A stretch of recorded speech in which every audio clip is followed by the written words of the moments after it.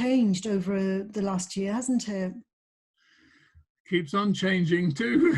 Yeah. I don't think it's ever going to stay stable, not now. No, well, sometimes change happens incrementally, and this year it's been radical changes for everyone, hasn't it? Yes, yes, yeah. So with these radical changes, this concept of presence, or physical presence, or virtual presence, or tangible, non-tangible, symbolic presence, all of these different types of presences, it's, in a way, it's a good time to be questioning the importance of our presence. Does it need to be in physical space, or is our virtual presence just as powerful? What are your thoughts on this, having to adapt to these new ways of working and communicating with each other? I've always been pretty tuned into Skype and now Zoom, of course. And actually, I have a bit of a take on this anyway, and that is, obviously, with my spiritual background, I believe that, we have our physical presence, we have our online presence, but we also have our spiritual or, presence in the other dimensions. And so I have a feeling that the Zoom presence or the online presence is part of the evolution towards people beginning to realize that actually we have a presence anyway. In other words, I think about you mentally and suddenly I get an email from you, so there's something going on in that area of reality. And I'm beginning to more be aware of that, if you like. And I think that's one of the requirements of managing this tsunami of change, if you like, is becoming multitasking across all those ranges, if you like. And I'm finding that certainly this method is hugely important, but the other elements too are. And I've had lots of experience with that. So I can tell you a little story if you like. Okay, great. Go ahead. Stories are very powerful. You may not believe it, but I'm suffering from prostate cancer with some metastases in the bones at the moment. I'm sorry to hear that. Well, don't be sorry, because this has been, but thank you anyway. But this has been and I'm going to get better. I really have thought this through. I've had trouble with my prostate, in mild forms and some aches and pains for about 3 years. Started in Spain, and I had a PSA, which is an indication of irritation in the system. They say it's also an indication of possible cancer in the prostate. And so I was under monitoring that, and then it went up to 22 about a month ago. And so I started getting pains in my back. And so what was incredible, I'd been for a scan and things like that.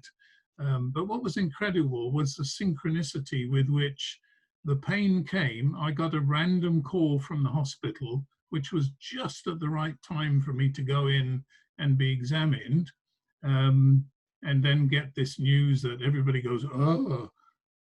So I've been working with all of these concepts, and I worked out that part of the reason why this, and I don't like to call it cancer because I think that's such a emotionally loaded word. People say, you got cancer, and everybody goes, oh.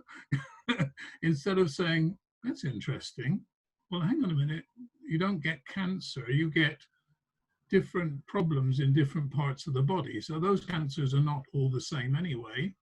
And basically they are runaway cells which you haven't loved enough. Those parts of your body where you haven't loved enough. Why haven't you loved them? Because you've been holding some resentment or anger or something which has polluted the body's natural response to holistic living. And one of the things I have that I'm so disappointed with the current situation with the virus is there seems to be some belief I'll come back to the story in a minute, but I have to divert to this. There Yeah. seems to be some belief that our human bodies are so unable to cope with anything, disease in particular, that we have to rely on all these man-made solutions instead of saying, what do I need to do with my body? So, for example, when I realized that I had this cancer problem, or this runaway cell problem, I looked back and I thought, well, what 3 shocks have I had in the last few years, which have caused my immune system to take a little bit of a jolt? Well, 2 years ago, 2018, I finished my work, or I fell out with the company, I finished my work. So instead of having that area of life to be satisfied with, that was taken away. There was some problem between my wife and I, not that it was a serious problem, but it upset me a lot with her having to come here and, me staying in Spain. So that was a bit of a blow, which I got over. And then there was having to come back from Spain to England, which I really love Spain. So there are 3 things which really impacted my equanimity, if you like. So I've made peace with those, but that was very interesting how I hadn't really addressed the feelings associated with it. I'd sort of been the man up, I'm capable, I can deal with this, I don't need to be strong. I mean, I can be strong. So I hadn't really looked at those. So that really was a really worthwhile process that was triggered off by this current situation. And then, of course, I've got lots of alternative ways of dealing with, these runaway cells, which I've already started, and I'm already seeing incredibly positive results. Mm-hmm. And the other thing was, I had a spiritual conversation with my guru, which you know a little bit about, and I wanted to find out, well, if I am going to die, that's fine. I'll make peace with that. Because, of course, I think that's one major problem that a lot of people don't address, is their relationship with death. And, it's good. I mean, it's a transformational state, something that I also didn't find easy to think about.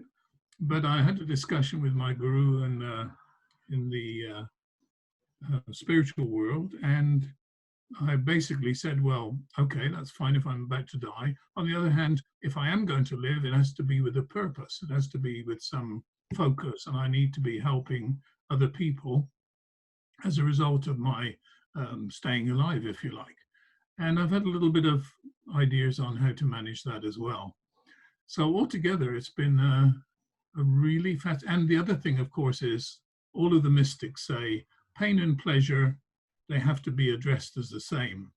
So when I was going through this quite severe pain, I looked at it as a, if you like, fabulous. I'm paying off some karma, some duty, and it's not so bad. This pain is not as bad as many other people have had to put up with. So I thanked the universe for the pain and accepted it. So maybe I'm weird. Yeah. But Yeah. altogether, so that has been my transition, if you like, from the space I was in probably at the beginning of the year to the space I'm in now. And I want to write a book on managing the mental process, because I think this is hugely important in addressing illness or how to balanceness. And I think a lot of people are going to be addressing those sort of problems at the moment. Oh, and by the way, I'm writing my autobiography, which has Yes. been fascinating because it's been looking back at my life and, thinking about the people I've hurt and the people I've helped and, getting some overview of that. So Yeah. that's the Yeah. story I wanted to tell you. Right. Well, very interesting. Very, very interesting, Glenn. And so the concept of presence, you talk about communicating with your guru, Yeah. and your guru is not physically present, but they are metaphysically present. And so that's another thing that we, very often we don't pay enough attention to the presence of that which we cannot see. Yes, yes. Yeah, which is quite strange, really, because we are happy with cell phones and the signal that they can carry across, and like here, yet we almost take it for granted and don't question it. And on the other hand, we question the spiritual communication, or a lot of people don't accept that in reality. And therefore, I think the empowerment I've had is to recognize that this is real. This is not just, this is so real. And, by giving it that reality, it becomes much stronger. And, I have that deep, and all of these, I mean, I've not covered the whole story, but all the synchronicities that have been happening in this process have just been amazing. And I recognize, if you like, the hand of the divine in the physical manifestation of that otherworldly communication. Yeah, because some people like yourself, have the capacity, the skills to be able to tap into the vibrational presence of the metaphysical presence, or hear things or imagine things, and I think our imagination is a skill like it's a tool like our eyesight. Some people are blind, they don't have eyesight, and other people don't know how to use their imagination. So in a way, that's also a kind of blindness, which can be unlearned. And some people don't, they're not skilled enough to feel the vibrations of this metaphysical presence, and to be able to tap into the communication that is going on all around, like the radio signals. It's just that we can't see those radio signals, but just because we can't see them and we can't feel them, we can't touch them, doesn't mean to say that they don't exist. Yeah, there's almost too many of them at the moment. Yeah. And then you talk about you writing your autobiography. And when people write an autobiography, very often it's looking at the past. But in looking at the past, there's an emergence of a new future, because as you explore the past, you gain insights that transform, that make an impact on your present, which will therefore lead to an emergence of new things. Maybe some of those people that you have lost touch with, you might reconnect with because you've awakened their memory. Yeah, happening, of course. Yeah. Amazing. Yeah. And so writing that autobiography in itself, it's a presence, isn't it? You're creating a new presence, and that presence will lead to an emergence of things that you haven't planned. You can't possibly foresee what's going to occur at the end of your writing this autobiography, and what the impact is going to be. That is an unknown at present, isn't it? Yes, of course. I think some of it is actually known too, in that one of the huge things that has made my belief in the mystical communication real, more reliable, more something I can trust, is looking back at this, my life as I'm writing the autobiography, and seeing how, gosh, I think one of the things that I remember reading about the iPhone guy is that he said, if you look back, you can see how the dots join up. And looking back on my life, I can see it's almost as if somebody was saying, well, Glenn, you're going to go there and you're going to meet so-and-so, and that's going to have such and such an effect. And I've just been blown away by the order in the chaos, if you like, because my life has been pretty chaotic in moving and traveling around. And yet I can see this beautiful pattern, which has been there, quite beautiful, quite beautiful. And as you were living it, maybe that pattern wasn't visible then, but absolutely, with hindsight, the pattern is very clear. Yes, absolutely. Incredible. So let's talk about presence during the coronavirus then. So in Right. what way has the coronavirus pandemic, because this has kind of forced us to think about an emergence, it's forced us to think about how we're going to create a future which is very distinct to what we've experienced before, because those, I think trying to recreate the past is not going to be the most creative thing to do, to recreate the past. So regardless of how much we loved the past, trying to recreate it it's almost impossible. So how can we create a future from this emergence? How do we consciously and unconsciously take action um, to respond appropriately to these new spaces, these new opportunities, these new networks? Yes, well, what I'm finding is it's making me really be more authentic. Um, and so what I'm finding is by that authenticity, I am connecting and being real about how I see what's wrong and what's right with what's happening. I see that authenticity is perhaps for me the way forward. I have no idea how things are going to work out. So I'm, if you like, my radar is constantly scanning everything that's going on.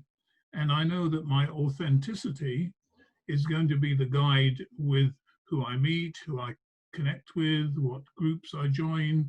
So I'm using all the various networks, like LinkedIn and Twitter and all those other things. But I'm being as authentic as possible. At the same time, I'm being more loving. I'm really sort of looking at it, at everybody from how they must be experiencing things. So whereas, and I will always be a little bit like that, a little bit, these are my values and outspoken, very noisy.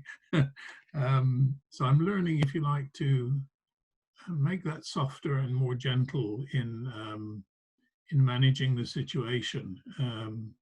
So I think those are the two things that the tools, if you like, that I'm finding have been important in navigating these changes, because I don't think anybody really knows where we're going to end up, even as a temporary stop.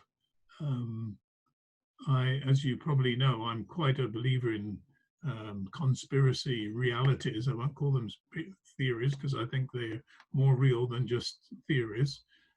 But at the same time, I don't think they're the answer to where we're going to be.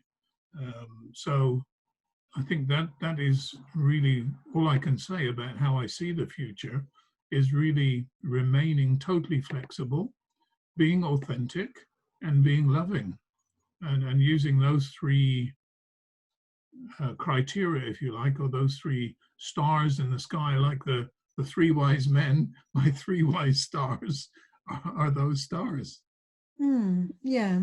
So that is very wise, and I suppose this not knowing, which is true for the most of us, it takes a lot of courage to allow ourselves to be in a place of admitting that we don't know Mm. where we're going, perhaps, and it's about focusing on our becoming rather than our going, because when sometimes we do have to stop in that crossroads, and instead of just carrying on walking and getting more and more lost, sometimes we do need to just simply be still and focus on becoming more present and incubating, perhaps allowing that creativity to churn inside us. Mm. Yeah, yeah. And I think writing is very much going to be, one of my more, one of the things I'm going to be focusing on. And that's been so interesting how the group that I was working with in Spain, the writing group, we used to meet every